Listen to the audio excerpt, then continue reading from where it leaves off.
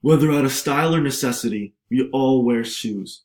But the only difference is what the shoes mean to us. And I view sneakers as much more as just a way of getting around.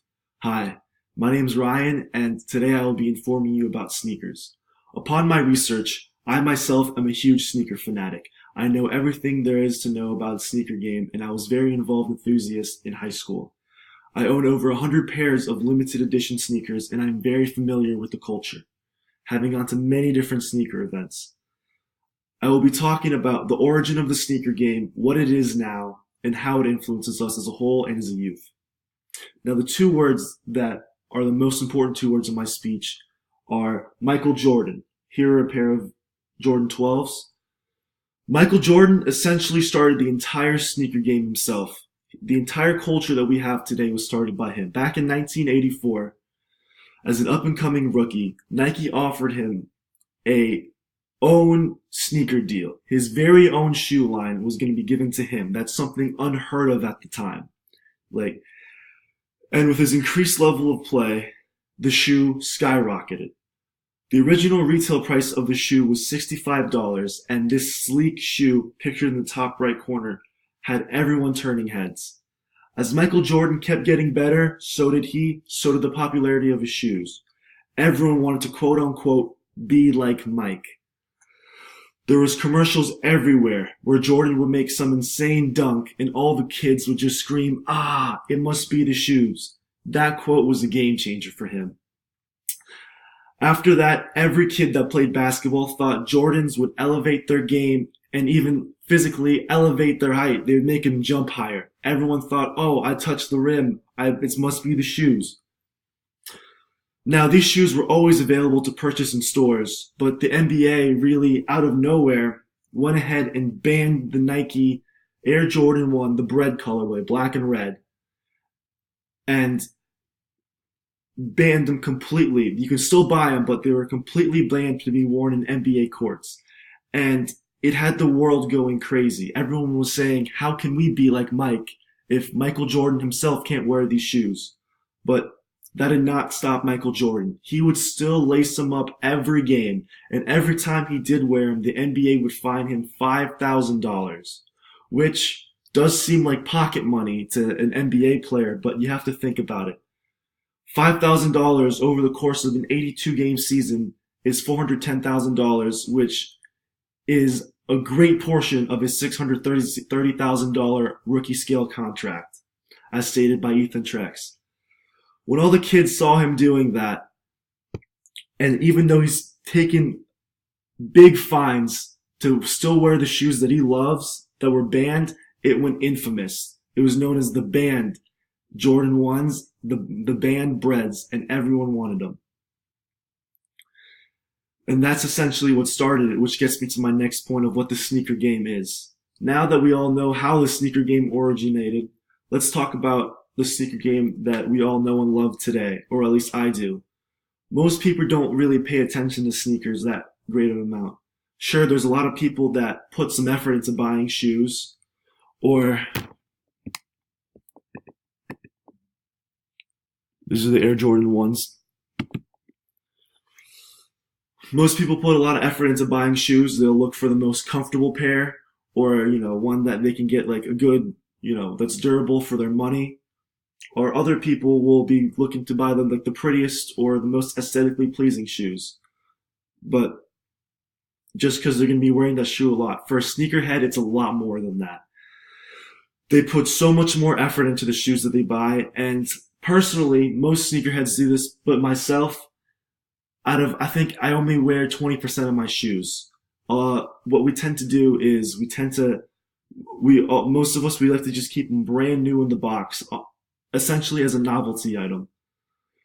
Well, you want to keep them looking nice and fresh so they don't lose their retail value or their aftermarket value. Because, they're obviously going to be decreasing the price of a shoe if you wear it.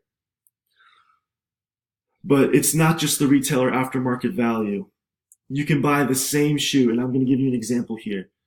The shoes are all based off availability and the colorways. I'm about to show you an example of this LeBron 10 sneaker. This one retailed at $200 but the market value essentially, I got it for 300. The market value essentially screw up to between 400 to 500. Now I can find the same pair of shoes in my closet right now, and it's going to be LeBron 10 retail at 180. You can still get them for 180 at the store. It's all about the colorway. Each shoe has each color has an insane price value. You can even find some people paying 1.5K for a pair of the same exact sneakers just because of the color. Yeah, the LeBrons, they came back. For example, another example, these are also a very limited edition colorway. I purchased retail value for these are around $500 to $600. But the normal Jordan 5s go for between 150 to 200, just to goes to show that color is everything in the sneaker world. So let's talk about how it affects us. The sneaker game has sparked an easy way for kids to make money nowadays. It's opened a lot of new doors for young entrepreneurs. And for example, a lot of young kids have found ways to get connects through either Facebook or people working at Foot Locker. They get connects and they get 5 to 10 pairs of limited edition sneakers. And upon getting them, they'll instantly put them on eBay or Facebook and sell them for, on average, 4 to 5, depends on the sneaker, 4 to 5 times the retail price. And they can make a very good sum of money just by off of flipping sneakers. And that money that they make, it's no one really knows about it, but it's very good for a 14 or 15-year-old growing up. As Justin Gosmer states, the universally accepted and largest sneaker convention in the world for sneakerheads from all over the world to gather and annually buy, sell, trade, and admire shoes. It's SneakerCon. It's an annual event that happens every year in a lot of different cities. And me personally, I've gone to about 4 or 5, and I will tell you, it is a sight to see. There were about 5,000 people in these buildings, and that picture doesn't even look that packed. I've seen it way more packed. It is hectic. About 5,000 people in a building, and they're just standing there. They're screaming. They're selling shoes. Everyone is selling their limited edition shoes. A bunch of people are walking around with shoes above their heads, yelling prices. And I have even bought a pair of shoes just from someone walking around. Someone was walking around. I was looking for those shoes all over the event. I wear a size 13, so it's harder to find sneakers. I saw a pair of shoes on someone's feet. I came up to him and I offered him a price for those shoes, and he accepted it, took it right off his feet and gave it to me, and I still have those shoes to this day. It just goes to show that all these kids, and I'm probably not the only one doing that, it just goes to show that all these kids are out here, they're trying to make money, they're trying to do it for the industry that they love, and they're trying to just be happy and have shoes. So today I've talked about the origin of the sneaker game, what it is, and how it influences us. I know most of you aren't going to go out and become sneakerheads now, but if you want to, you could get into it just from the money aspect. There's a lot of money that you can make if you're interested, honestly.